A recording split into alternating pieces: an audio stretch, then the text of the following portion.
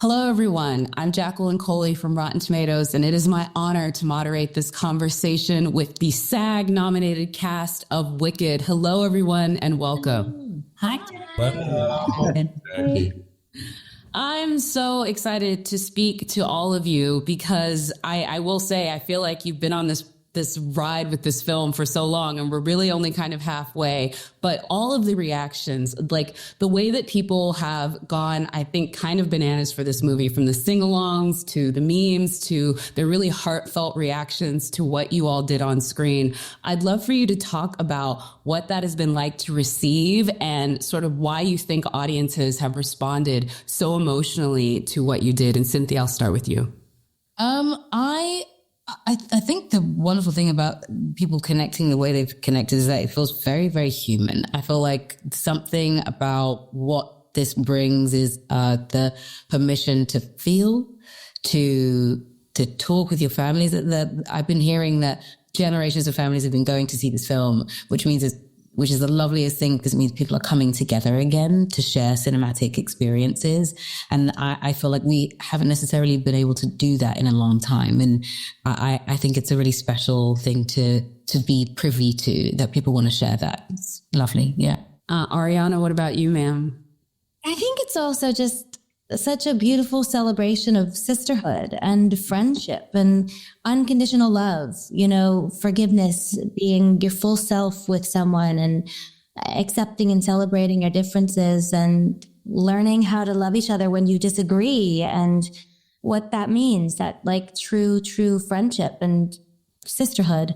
I think beneath the surface of there being so much beautiful laughter and gorgeous colors and sets and amazing music, there are so many important themes of just sort of like the human experience. And it touches on so many specifics that come with that. And friendship being sort of, I think, the leading factor in what it means to be a true friend, Mrs. Michelle Yeoh, ma'am, you've been a part of several pieces of iconography that have touched the globe and people have had emotional reactions with something, but I would gather Wicked is even different from those. Yes. First of all, I'd like to wish everyone a happy Chinese New Year and hope this year of the snake will bring everyone good health, peace, joy, and surprises in life.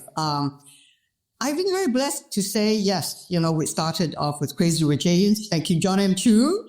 And then to do Shang-Chi, and then to do Everything Everywhere All at Once. And it's so blessed and precious that you are able to touch someone right in the heart. Just reach out and do that. And I think that's what Wicked has done, because this story is also about self-discovery, that whole journey about finding yourself and finding friendship and love.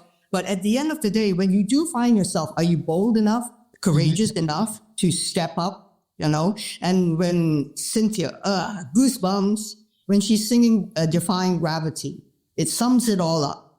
Can we be what we are? And I think that's what has been so relatable to the audience, is feeling that, being seen, being heard, and being understood. It's so beautiful watching, Cynthia and Ariana battle it out. But at the end of the day, that sisterhood, that friendship, that love that bonds us is forever there.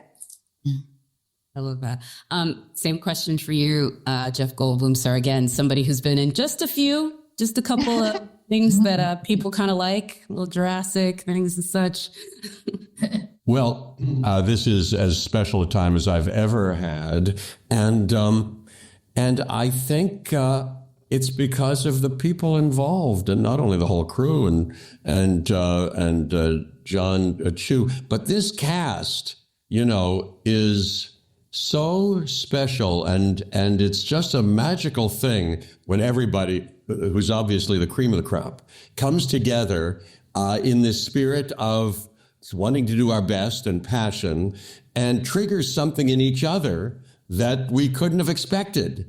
That's what Sandy Meisner, my teacher, I was lucky enough to study a long time ago, he said that you're alive to the extent that you're interconnected with and playing off of people who are also alive. Well, this was the grand example of that. And so we were the spirit of community and synergy and, this gumbo, this Cobb salad, of pretend and offering, came together and maybe did something to ignite this community that seems to be appreciating it. So we all feel less alone. We who made it and those who seem to be enjoying it. So well said. I'm going to ask you, Jonathan Bailey, sir, about what that was like, because I think the community that you created with the audience and how much people really came together on this film, it really started with all of you on set and sort of your dynamic. I came onto this Zoom today and it felt like I was like eavesdropping on a family reunion. And I was like, oh my God, look at this. They're doing and everything. And I know that started on set. You all still, like, you really feel it. I'm curious if you could share some of your favorite memories from being on set in that sort of group environment where you really felt like y'all were all in it together as family. Yeah, well, I think Wicked is, and this film is a love letter to theatre, which I know is something that we all love. And in that respect, and the fact that it's just so vast and there's so much to prepare, I think the rehearsal period is a moment where everyone can sort of come together and get to know each other and sort of play. I sort of came in quite late, but my memories are of general hysteria. And also of like, despite the sheer expansive sort of heft of the film, Jon M has created such an intimate space, like environment. So it sort of felt, and I mean this in the best possible way, at times it felt like shooting a small sort of indie character-driven film, and it was always playful. And that's obviously testament to everyone here. And also just to sort of second what everyone else was saying about the film Wicked, what's been so amazing is that we all got to know each other on set, and everyone was, driving themselves to deliver the best they could. But then it was only in like watching the film and then hearing everyone's individual stories that have come from celebrating the film, you realized how much it means to everyone individually. And so I think, yeah, we all just really lent in, and yeah, there's a lot of joy that was shared that I think, obviously, you can see. Marissa, do you have a favorite moment on set, again, where you felt that theater company atmosphere? Honestly, probably either the first day we rehearsed the classroom scene or the first day we filmed the classroom scene, because to me, it genuinely felt like the first day of school to me. Just being in that setting, seeing obviously the cast that we see here, but also the other students, the supporting artists that were there who were so dedicated and showed up every day, and just having that visual really did feel like the first day of like college or whatever to me. And obviously being guided again by the wonderful Jon Chu. And he was always so good at making sure that everybody truly felt comfortable and was good and got whatever they needed, which I always appreciated. But yeah, it really did feel like a family because of that, because he set that precedent over there. I love that. And then Ethan, for you, sir, did you have a favorite sort of group moment on set? As Marissa and Johnny were like answering that, I was like trying to think through what my answer would be to like what was a favorite memory. I have like a bunch of them. I feel like all of the big group scenes were really fun and felt like a theater ensemble, everybody just sort of like having fun together. But I'm remembering one day when we filmed in one of the royal parks. It was like a day that we were all just like outside and a lot of crazy stuff happened. And actually that's when you said for the first time, Johnny, you said like, it feels like we're doing a student film. And then there's these moments when you're like, oh my God, we're actually doing Wicked. But I've quoted that moment every time I've talked about the movie. But there's something about what we were doing that particular day in the park where almost everything was MOS. We had to like improvise camaraderie, which is the worst, most vulnerable thing in the world, to just feel like, yeah, I don't know. And then this scene, like, just like talk as though you're friends. And like, that's like so nerve wracking, but we had so much fun. We had just like such a blast. And we were, hey, John. We were playing badminton and we were having all these little games and things that we were doing. And it was like natural and fun and easy. And I remember in that moment being like, oh, we've done the thing over the past 6 months where we have become an ensemble, and we now can like do this without words from a script without like improvising a scene that has a particular goal. We can just like improvise camaraderie and not be embarrassed. And like that felt like a really big moment for me of like what it meant to be working with such great people. I love that. You know a lot about having to do like, I feel like every week you're putting on a show, like a theater company, obviously with SNL. But yeah, I would gather Wicked is very different, but you still have those sort of like family moments on set. Do you have a favorite one? Yeah, I have. So I have my examples are legion, but I feel like my highlight was, I think a highlight for a lot of people is the day that Michelle flew back in, the day after she won. And it was just this beautiful moment of celebration and embrace and uplifting. I mean, it was, and then she was letting people go and take pictures with it and hold it. Like she was immediately, I don't know, like just generous and gifting with it, and was not protective of it or precious about it at all. It was this communal talisman for everybody to just like, I don't know, draw some sort of power of inspiration from. And just that day was just so celebratory with everybody on set. And I think that's just a testament to also John Chu's perfect collaboration with his departments. Like everything felt very bottom up instead of top down. It never felt like we were mandated to do anything. We all kind of brought something that we uniquely generated. And that's kind of my favorite thing about this production. I'm going to now speak about your individual characters, which again, just blends so great on screen in this. And I'm actually going to start with you, Jeff, Mr. Goldblum, sir, because I think that the wizard character is such an interesting one to kind of explore, because we didn't see it a lot, obviously, in the early parts of folks talking about the movie, but he's so charismatic, but also so devastatingly evil. Did you pull on any real life historical fiction, like figures? Like, how did you sort of craft how charming and terrible he is? So interesting. Thank you. Yeah, well, it's a delicious meal of a part.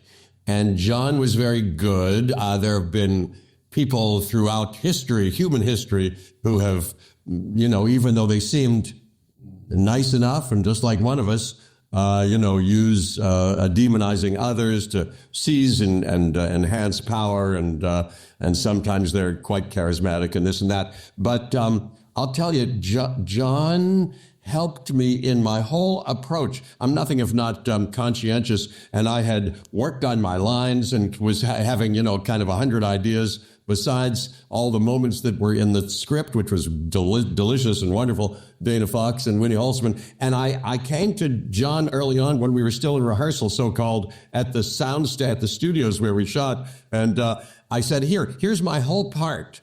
I had all the other parts acted out by me on a tape recorder, like many of us do, and I acted out my whole part and some of my little ideas, and I did the whole show for him. He said, okay, good, that's good. And then he called in Ariana and Cynthia, and he said, let's act out a couple of these scenes, and if Jeff, wants to kind of change up a couple of things, just go with him and this and that. And that's how it started. It was an organic kind of approach that was just full of joy and synergy. I looked in their eyes, and how can you not be moved and inspired to come up with 1,000 other things? Oh, I love that. And I want that tape. I would spend 20 minutes asking you about that tape. I want the tape with like you acting out Ariana's part or his part. I think you have it somewhere. For sure. Yeah, for sure. I need this. Miss Michelle Yeoh, the wizard cannot be the wizard without what you are doing with Madame Morrible. She is literally like the Dolores Umbridge or Bellatrix Lestrange type character, in a lot of ways, and just as charismatic. Talk a little bit about her and the wizard's dynamic and how you wanted to create that. Okay, first of all, I just want to thank you, Bowen, for what you just said. But it is... But I want to thank my Wicked family, because they helped me through that period so much. Your love, your support, when I was doing all that crazy campaigning thing, to come back to a set where everybody was so invested and knew in their hearts why they were there and embraced you and took you in to make you better than you ever can. But that day I remember so well because I'm thinking, man, I got this for what I love to do, my passion, my this, my that. And to see the joy and pride on everyone's faces and how happy they were for me, it was just priceless. We love you so much. Thank you, guys. Okay, so back to Madame Morrible. I mean, why do we care? We could just listen. I love you. It is one of the, I think that is really truly where Jon M, our fearless, bold leader, where he makes you feel like the impossible is possible. I always do ask him, why do you think of me when you think of someone a little, you know? I don't want to say wicked, but a little tough love, tough this. But Madame Morrible has an agenda.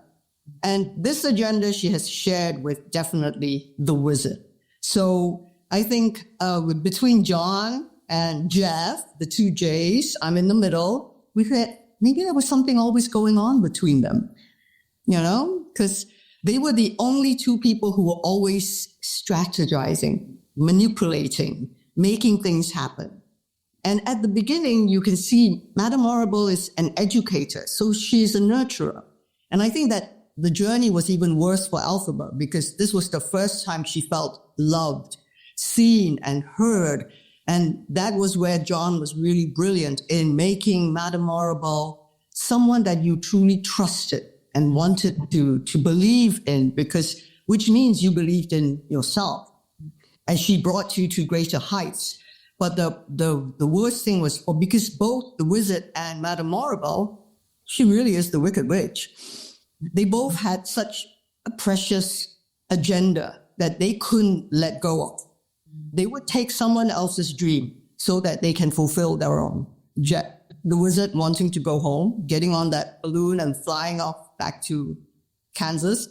And Madame Morrible wanted her book of enchantment to be open and couldn't understand why Elphaba wouldn't want the same thing, because she was doing it good for the good of Oz. So we all, and I think Jeff and I had a wonderful time sort of like giving everyone this illusion was, is there, isn't there? Are they not? So that was fun for us. Let the fan fictions begin. Thank you for that. Well, we'll repeat it. Ethan, I definitely want to talk a bit about it, and we've kind of alluded to it. All of you have to really turn in Broadway level performances for these characters. Jon is in no way pulling his punches. You're just not doing it 8 shows a week, but I'm sure your theater experience probably helped you through that process. So I'd love for you to talk about how you applied that into crafting Boq, and then again, being a huge part of this ensemble. Yeah, it's a good question, because I think that there's more overlap than difference. I mean, obviously when you're filming, you're like diving into a single moment over the course of a day and like trying to sort of get the perfect emotional arc of that one moment. Whereas when you're on stage, you're doing the character's entire journey, the story's entire journey. So it's a different version of stamina, like just like on a practical, like application of it. One is the stamina to do it 8 shows a week over and over and over again. And the other is the stamina to keep delivering and finding new things in a single moment over and over again. I think for me, like the training of Broadway and like doing 8 shows a week and having, being able to perform when you don't feel like you have it, when you wake up in one morning and you feel a little sick and you want to call out, but you realize you can't quite. So you go in and you do the show anyway and you finish it and you're like, wow, I did it. And it was just as good. I think being able to remember that you can do that was really helpful for me when I woke up and there was an entire set ready to go. And Boq only sings so much, like only has so many moments. So like if I woke up on a morning where I had one of those little moments, I couldn't let Marissa down by not bringing it. And so I think like the sort of emotional preparation of that was the big thing that I felt I was able to draw from, just like on a practical level, you know? I mean, that's maybe one of the reasons why your scenes with Marissa they are so tender. And then again, also things that a lot of folks have been like kind of obsessing over. And I know, Marissa, you're the other part of this two-hander. I'd love for you to talk a little bit about how you were able to portray those deep connections between you and Boq on screen. Also your connections with the Elphaba. I just feel like, I don't know, Nessa got a lot to do in this first installment. I think, and I know that Nessa is incredibly complex in a number of different ways.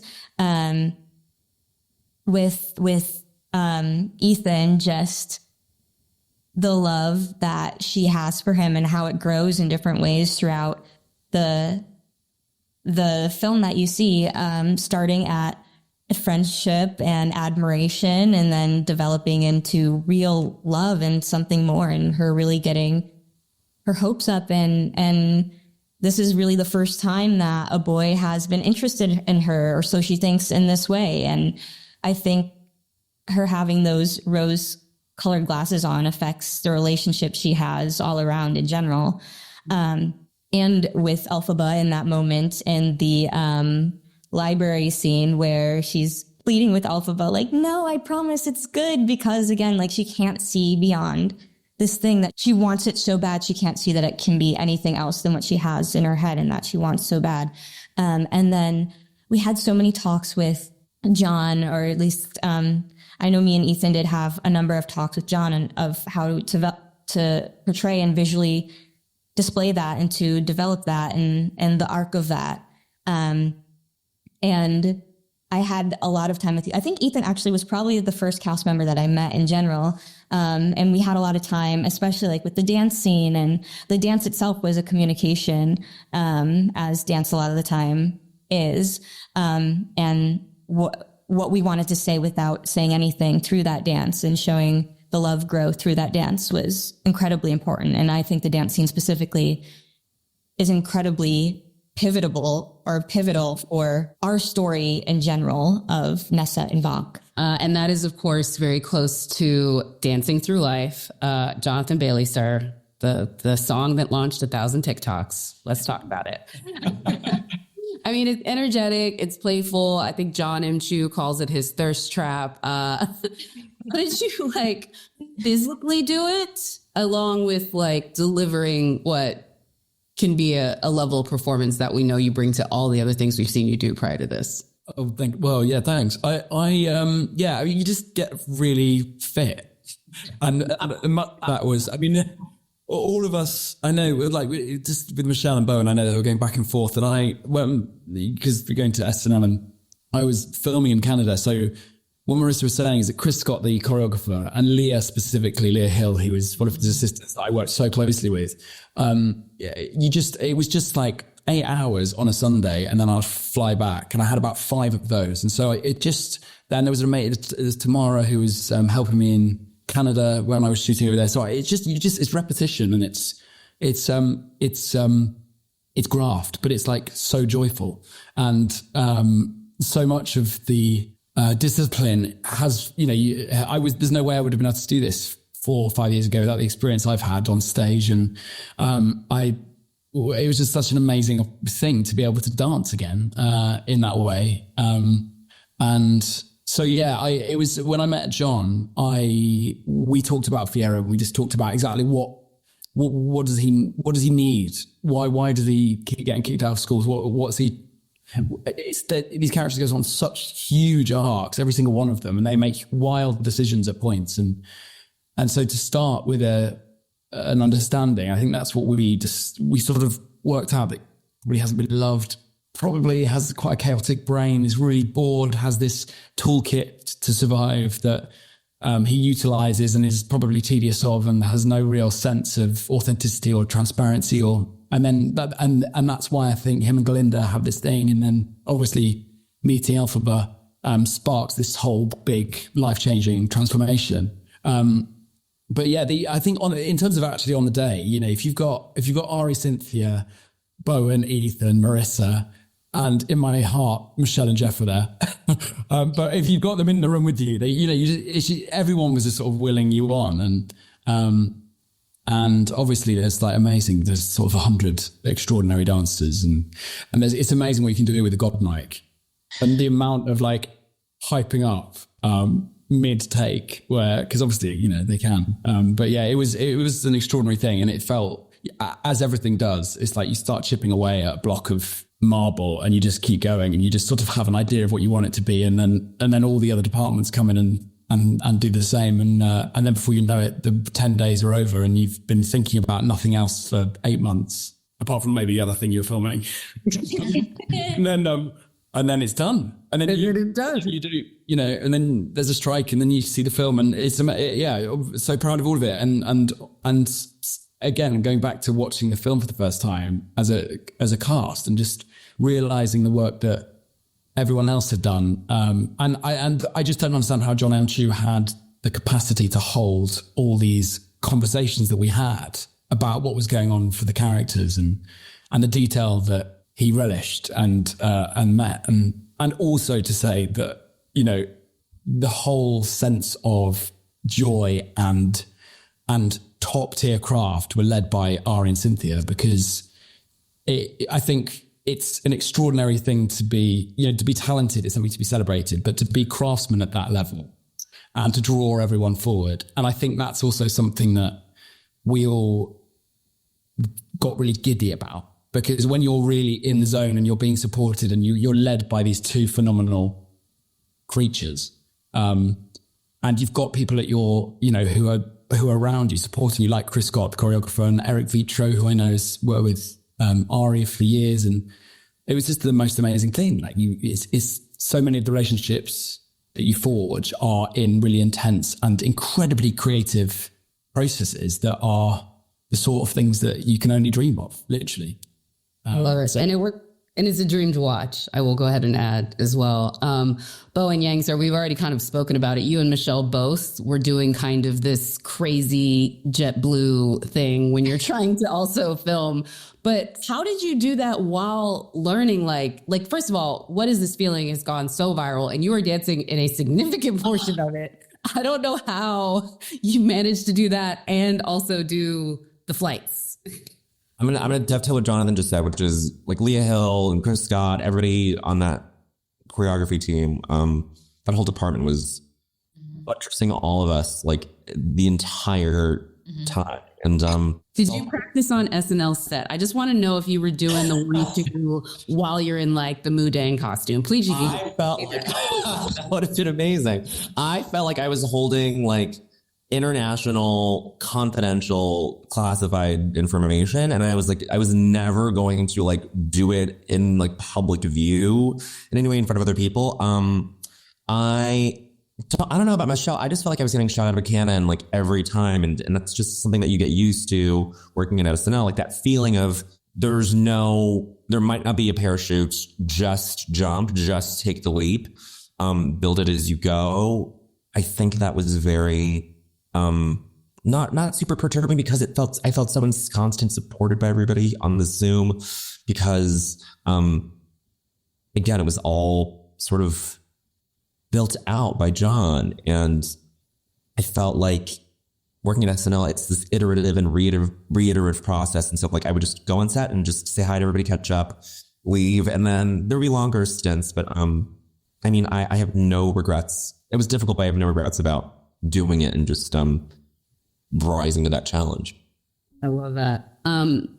Real quick, I know we have to get out of here, but I want to get you last 2 words from Cynthia and Ari, because I'm sorry, I've been dreaming about these questions for a minute. So give me just a couple minutes, ladies, and we will get this. But Ari, I want to talk about the improvs that the internet and your commentary has obsessed over. I know that can only come when you're living in the character, when you can just do like a right and then like people lose it, or get off my leg, which I know. What's your favorite one, really quickly, if you don't mind, from where you were really just living through Glinda? I don't know. Well, the internet has its I think you know what, actually, I think getting on the train, I couldn't possibly, this is your moment, I'm coming.